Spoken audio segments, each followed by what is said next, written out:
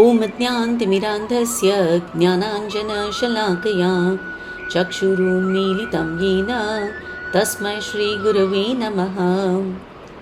My eyes were blinded by the darkness of ignorance. My Guru has opened my eyes with the light of knowledge.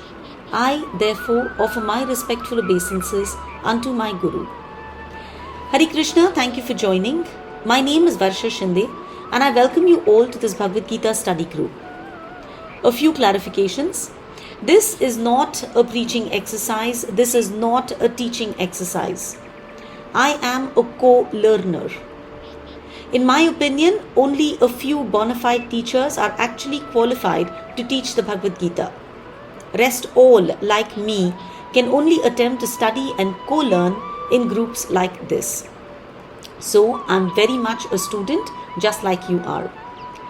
The intention here is to do a systematic study of the Bhagavad Gita, to understand what Krishna said. These are literally the words of God. Bhagavad Gita, Bhagwan ka Geet. So I wish to read the verses with you and understand their very basic meaning. So, welcome to the study group. Before we go ahead, we need to realize how important it is for us to study this timeless blockbuster, this spiritual and literary masterpiece. So, I would like to quote His Holiness Shripad Adi Shankaracharya. Shankaracharya says, Sarvopanishado gavo dogdha gopalanandana partho vatsa sudhir bhokta dugdham gitamritam mahat. So, what does this mean? Sarva Upanishado gavo. If all the Upanishads were were cows, then Dogdha Gopalanandanaha. Krishna is the Gwalbal, the person who is milking the cows. Partho Vatsa Sudhir Bhokta. Partha, Arjun, and all of us, the other readers of the Bhagavad Gita, we are like calves. Dugdham Gitamritam Mahat. And what are we getting? Dugdham Gitamritam. We are getting the nectar of the Gita. And he goes on to say, Ekam Shastram Devaki Putra Gitam. There should be only one scripture, the divine Gita sung by Devaki's son Krishna. Eko Devo Devaki Putra Eva. There should only be one God, Devaki's son Krishna. Eko Mantras Tasya Namani Yani. There should be only one mantra, his holy names. Karma api ekam tasya devasya seva. And all of us should have only one duty, and that is service unto that Supreme Lord Krishna. When authentic scriptures are not studied for a long time, then what happens is that the pure knowledge that they contain, all that knowledge gets covered up. A lot of speculation happens, a lot of unwanted theories come up, and the true essence is lost. Scriptures contain wisdom that comes directly from God. Scriptures are manuals on how to live our life. But if our one generation chooses not to study, not to understand, not to apply, and not to spread the knowledge of the scriptures, then our own future generations would have no inspiration to study them or follow them. Therefore, it becomes our responsibility to read and assimilate these scriptural principles and guide our future generations. So, if you are looking for a transformational course, a course that provides answers to fundamental questions like, what is the purpose of my life? Why am I here? Where am I going? Then I can assure you that you are in the right place. This Bhagavad Gita study group is a humble attempt to facilitate and simplify the study of our most important scripture, the Bhagavad Gita. This all-perfect scripture will provide perfect answers to all your questions. However, there is one condition. The founder Acharya of ISKCON, Srila Prabhupada, says that the proper method for receiving this transcendental message is to hear it submissively. A challenging attitude will not help us realize the teachings in here. The desire to sincerely hear is the only required qualification. Okay? Alright, so before we go ahead, you should know that not everyone is fortunate enough to hear God's words. It is said that only if you've done several pious deeds in the past do you receive an opportunity to hear God's words. So all of you, you're all very, very pious souls. And so I bow down to all you pious people with a prayer. Vancha kalpatarubhyascha kripa sindhubhya evacha patitanam pavanebhyo vaishnavebhyo namo namaha. So now please repeat after me. Hare Krishna, Krishna Krishna, Hare Hare, Hare Rama, Rama Rama, Hare Hare. Okay, so here are a few fundamental things that we need to know about the Bhagavad Gita. One, the Bhagavad Gita is a tiny part of the great epic Mahabharata. Okay, the Mahabharata has 1 lakh verses. 1 lakh verses. Out of that, a very tiny portion, only 700 verses together are known as Bhagavad Gita. 2. The Gita was spoken on the battlefield, just minutes before the great war was about to begin. It is a conversation between the beautiful Lord Krishna and his dear friend Arjun. 3. The Gita was spoken over 5,000 years ago. 4. The Gita has 18 chapters. Okay, 18 chapters. Got that? Alright, so with that, let's begin with a brief backstory. Dhritarashtra and Pandu, okay, 2 brothers born in the Kuru dynasty. Dhritarashtra, the elder brother, was born blind.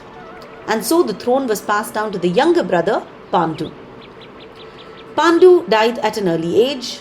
So his 5 children, Yudhishthir, Bhim, Arjun, Nakul and Sahadev, commonly known as the Pandavas. They came under the care of Dhritarashtra. Dhritarashtra for the time being was made the king. This Dhritarashtra, he himself had 100 sons. And so, the 100 sons of Dhritarashtra and the 5 sons of Pandu, they all grew up in the same royal household. All 105 of them were trained by Guru Dronacharya. So Dronacharya taught them all the military arts. And all of them received a lot of love and knowledge and guidance from the great Pitamaha Bhishma. Unfortunately, the sons of Dhritarashtra, especially the eldest, Duryodhan, hated and envied the Pandavas. Why?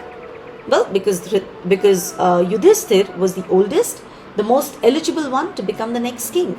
But Duryodhan desperately wanted to be king. And the blind and weak-minded Dhritarashtra, he also wanted Duryodhan to inherit the kingdom. Duryodhan tried to kill the Pandavas many times, but every time they were saved. Finally, Duryodhan invited the Pandavas to a gambling match. During that time, the whole Draupadi Vastraharan episode happened. Krishna's divine intervention saved her, but the Pandavas lost their kingdom and they were forced into 13 years of exile. Now, on returning from that exile, the Pandavas requested Duryodhan to return their kingdom. Duryodhan refused. The 5 Pandavas were zapped, but they were also very peace-loving. So they said, okay, don't give us our entire kingdom, just give us 5 villages. We are Kshatriyas, we need to rule, so we will be okay with just 5 villages. Duryodhan refused even that. Now, so far, the Pandavas have been very, very tolerant. In fact, they spoke to Krishna. Krishna himself went to the court of Dhritarashtra to plead for peace. He went as a messenger on behalf of the 5 Pandavas, but they refused. War was now certain. So obviously, now that they had to fight a war, both the Kauravas and the Pandavas, tried to get the support of more and more kings from far and wide. Both sides began frantic negotiations with other kings, with neighbors, with relatives, with friends of friends, trying everything they could to get whoever they could to fight on their side. More and more kings signed up, and soon the entire land had gotten involved in this war. There was only one person who had not picked a side, right? Only one, and that was Krishna. Duryodhan and Arjun both went to Krishna, right? Krishna, remember, was the king of Dwarka. So both Duryodhan and Arjun went to Krishna, the king of Dwarka, to ask for his support. Krishna said, well, now both of you are dear to me, so I want to help both of you. To one of you, I will give my army, my Narayani Sena, Narayan ki Sena, right? And to the other, I will give my moral support. But remember, in that case, I will not pick up a single weapon in the war. I will not fight in the war. Without a thought, Duryodhan excitedly chose the army, the all-powerful Narayan ki Narayani Sena. And Arjun, he gratefully accepted Krishna as his charioteer. Okay, clear so far? Now, on the eve of the Kurukshetra war, King Dhritarashtra was not a happy man. He was full of sorrow, full of fear, full of guilt. And because he was blind, he had to stay in Hastinapur. He couldn't go to the war. But the thought of not knowing what was happening on the battlefield was killing him. Enter Sanjay, Dhritarashtra's charioteer. Now this Sanjay, he had been blessed by Vyasdev. So Sanjay had the gift of long distance vision and long distance hearing. So Sanjay's role was to sit beside the king in Hastinapur and tell him everything that was happening on the battlefield. Sanjay saw everything, Sanjay heard everything that was happening at Kurukshetra. So his role was to describe in real time every little detail of the battle to King Dhritarashtra. Okay? So now, on the battlefield of Kurukshetra, the Pandavas, who represent Dharma, and the Kauravas, who represent Adharma, they've all come together. Duryodhan's idea is very clear. I want to be king. Does not matter at what cost. Pandavas, on the other side, want whatever is best for the earth, for everyone. They do not have a selfish motive. They want Dharma to prevail. Hai na? And our dear Krishna, so far, he has tried to best prevent the war. But now, since war is certain, Krishna has decided to show the world कि okay, if you are on the side of Dharma, you will win. And if you're on the side of Adharma, then it doesn't matter who you are. You could be the great Pitamaha Bhishma. You could be the great Acharya Drona. Does not matter. If you are on the side of Adharma, you will perish. Satyameva Jayate. Only truth will prevail. So now visualize this.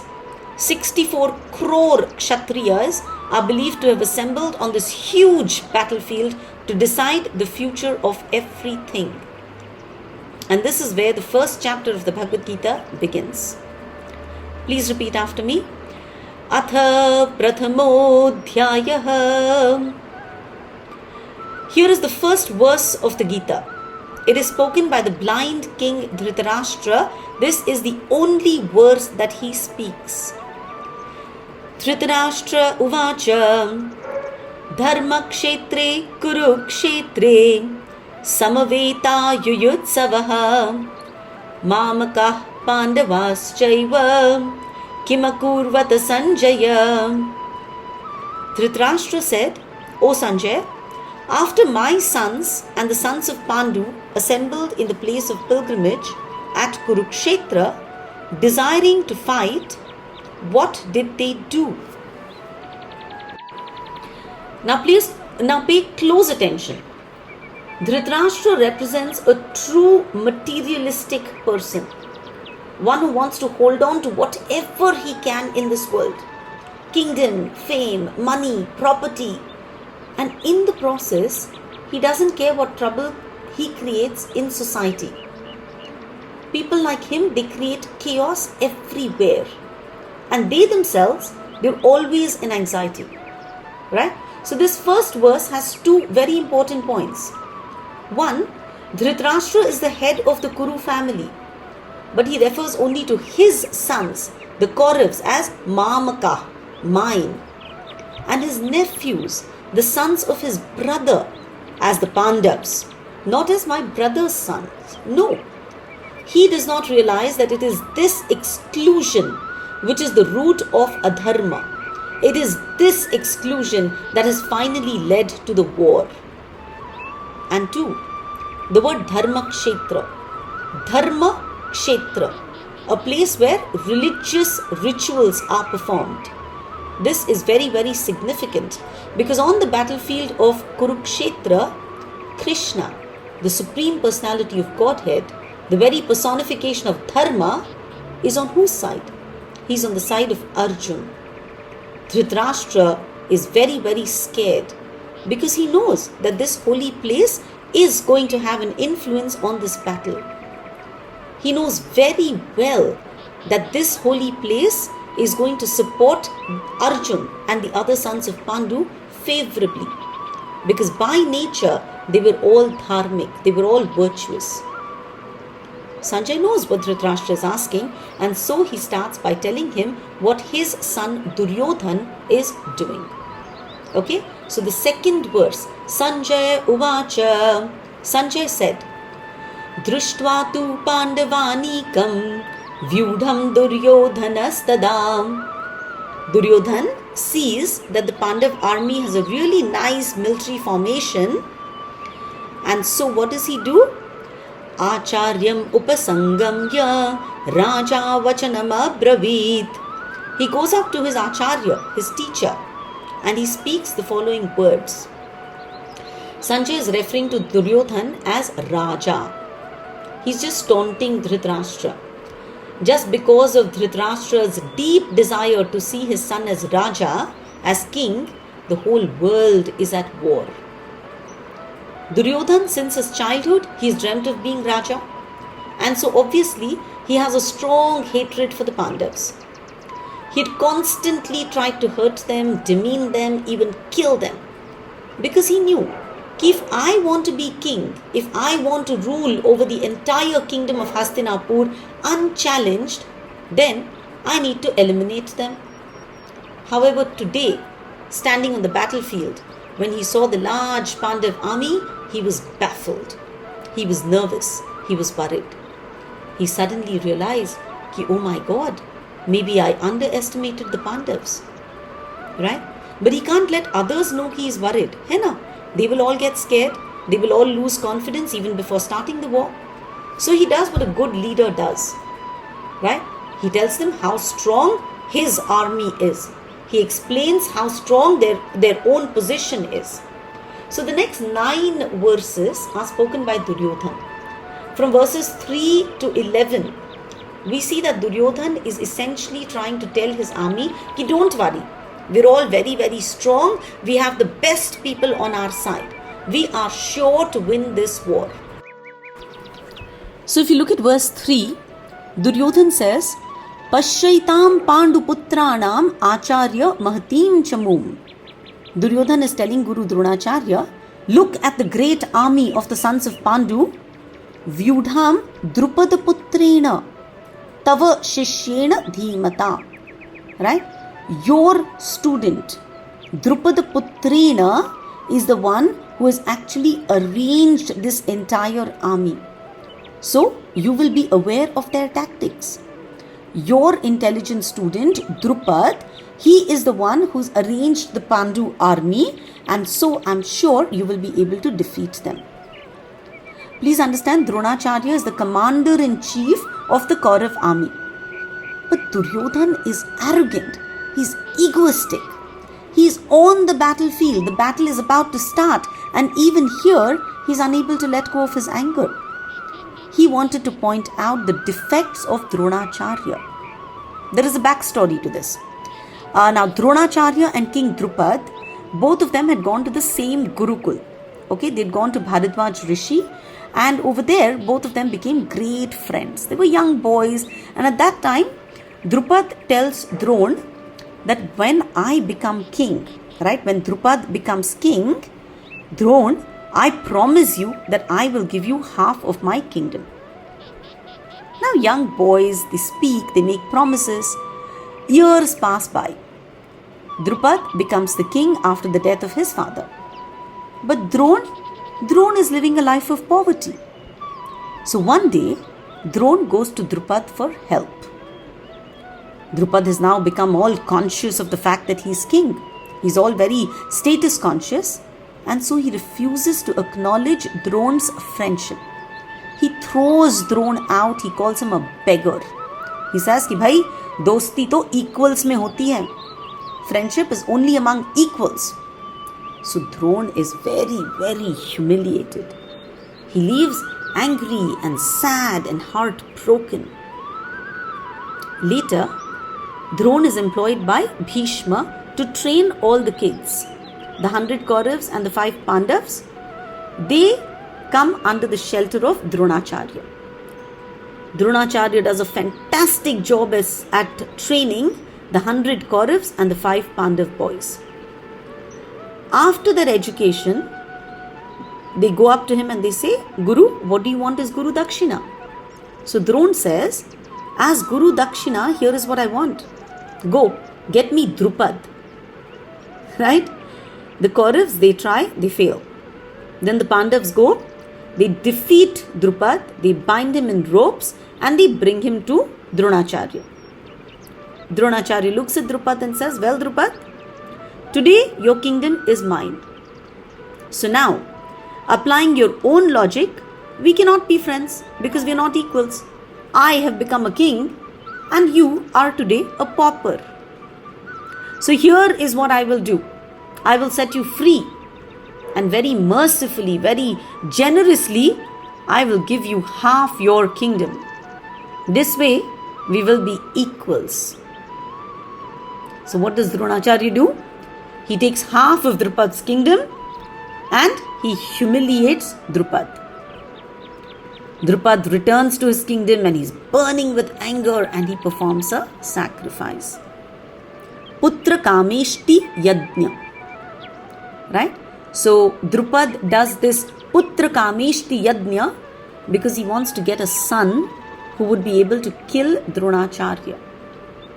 Now out of the flames of that Yajna, not one, but 2 young people come out. A young boy and a young girl. The Brahmins name this young, beautiful boy Drishtadyumna. Drishtadyumna. And that beautiful girl is Draupadi. Okay? Drishtadyumna later goes to Dronacharya and says, Guru, please teach me military science. Now Dronacharya knew that Drishtadyumna is the son of Drupad. Drishtadyumna is born specifically to kill me, right? But he's a Brahman. So he does not hesitate to train Drishtadyumna. Brahmins are very liberal at heart. They are compared to the sun. The sun does not withhold its light from anyone. Raja ho ya rank. The sun spreads its sunshine equally. Dronacharya does not hesitate to impart all his military knowledge to Drishtadyumna. Now what has happened? On the battlefield of Kurukshetra, Dron is fighting on the side of the Kauravas, right? Dronacharya is fighting on the side of the Kauravas. Whereas Drupad and Drishtadyumna, both of them are fighting on the side of the Pandavas. So Duryodhana is also telling Dronacharya, ki look boss, you made a mistake by teaching Drupad Putrena. You made a mistake by teaching all your military secrets to Drishtadyumna. He's also saying ki bhai, Now, don't be lenient with the Pandavas. What a disrespectful guy, right? Okay. Then as we go ahead, we see कि Duryodhan starts to list out all the powerful fighters on the side of the Pandavas. Okay. He says कि I want to tell you who are the great warriors on the side of the Pandavas. So in verses 4, 5 and 6, right? Atra shura maheshwasa bhimarjuna samayudhi yuyudhano viratascha drupadascha maharathah. He says कि on the battlefield, right, on the side of the Pandavas, I can see there's Bhim, there's Arjun, there's Yuyudhan, there's Virat, there's Drupad, right? Drishtaketuschaikitanah Kashirajascha Viryavan Purujit Kunti Bhojascha Shaibhyascha Narapungavah. I'm also seeing other great heroes, right? Powerful fighters like Drishtaketu, Chaikitana, Kashiraja, Purujit, Kunti Bhoj and Shaibhya. Yudhamanyuscha Vikranta Uttamauchascha Viryavan Saubhadro Draupadeyascha Sarva Eva Maharathaha. There are the mighty Yudhamanyu, right? The powerful Uttamauja, the son of Subhadra, the sons of Draupadi. All these warriors are great fighters, right? Now all these great warriors are on the side of the Pandavas. And Dronacharya, I need you to remember that you are the one who has trained all of them.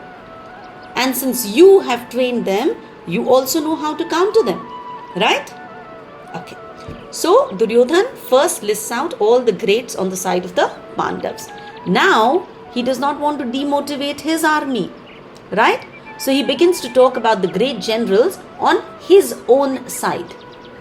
So he says, O Brahman, O Dronacharya, for your information, let me tell you about all the great warriors on my side. So 8th verse he starts, Bhavan Bhishmascha Karnascha Krupascha Samatinjayah Ashwathama Vikarnascha Saumadattis Tathaivacha. So he says, Guru Dronacharya, there is you yourself. Then there is that great Bhishma Pitamaha.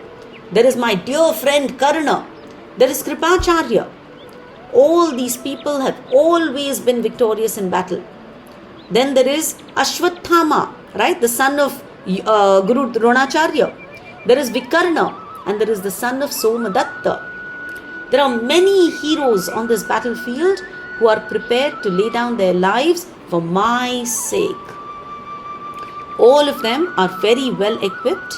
They have amazing weapons and they're all extremely experienced. So Dronacharya, I want to tell you that our strength is immeasurable. And our dear grandfather, Bhishma Pitamaha, he is protecting us. Where is the strength of the Pandavas? Very, very limited, and they are protected by Bhima. So what is Duryodhan doing here? Duryodhan is comparing the two armies. He thinks that the strength of his army is far greater than that of the Pandavas. Yeah, he's not wrong. There are 11 Akshoni Senas, right? And those 11 Senas that have come together under Duryodhan's leadership, they are all being protected by the most experienced general, Grandfather Bhishma. Grandfather Bhishma is not just an exceptional warrior, but he also has an extraordinary boon. He could choose the time of his death.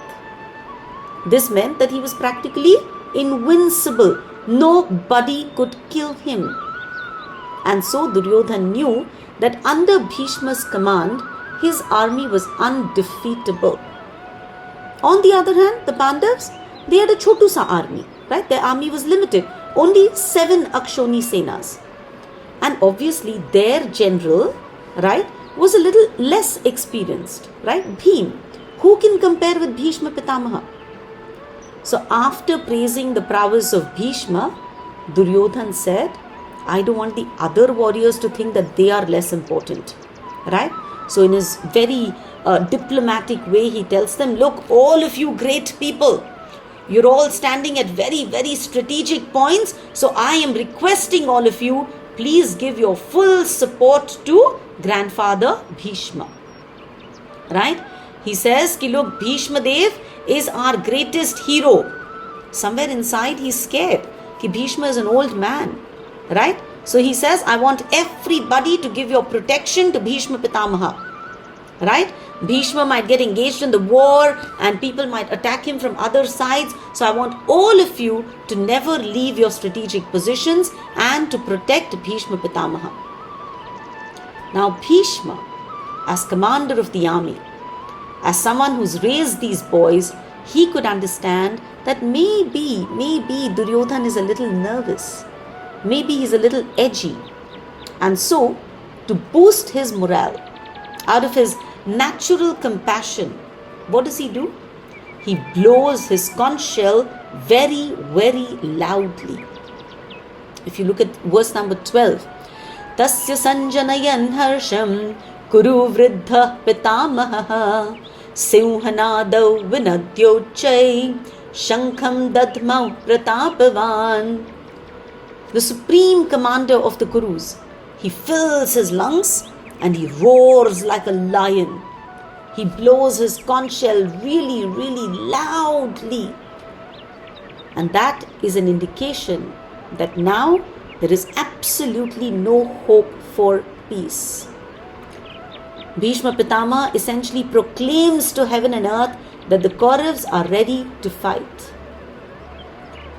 As soon as Bhishma Pitamaha blows his conch shell, what happens? Everyone in the Kaurav army, they also start playing various instruments. Loud clamor breaks out and the sound of bugles and trumpets and drums and conch shells fills the air. Tata shankhascha bhairyascha panavanak gomukhaha sahasaivabhya hanyanta sa shabdastu bhavat. This brings us to the end of the first section, preparations for war. Please understand, who do the Pandavas represent? Pandavas are the children of the Devatas. They are here to establish dharma on this planet. And under their rule, goodness and dharma will always prevail. And who is Duryodhan? Who does Duryodhan represent? Duryodhan is an Abhishap of Kali Yuga. He represents selfish, egoistic achievements. To hell with the world, I must win. Even if it is at the cost of everyone else, I must succeed. So let's reflect on who we are. Yudhishthir or Duryodhan? Yudhishthir, one who is sthir in war. Yuddha mein jo sthir hai. One who is stable in any challenging situation. One who always puts his principles above his own pleasure. And Duryodhan, Duryodha, an evil warrior. One who always takes shelter of evil. One who always picks pleasure above principles. Right? In the various big and small battles of our life, right? We face tiny battles every single day in our life. Do we play fair or do we put our pleasure above our principles? The Bhagavad Gita is very, very relevant in our lives. In every step of our life, we have to be conscious of our choices based on our decisions. Right? Based on our decisions, we will know which side we support, the Pandavas or the Kauravas, Dharma or Adharma. Granthra Srimad Bhagavad Gita ki Jai. Thank you all for joining. See you next week.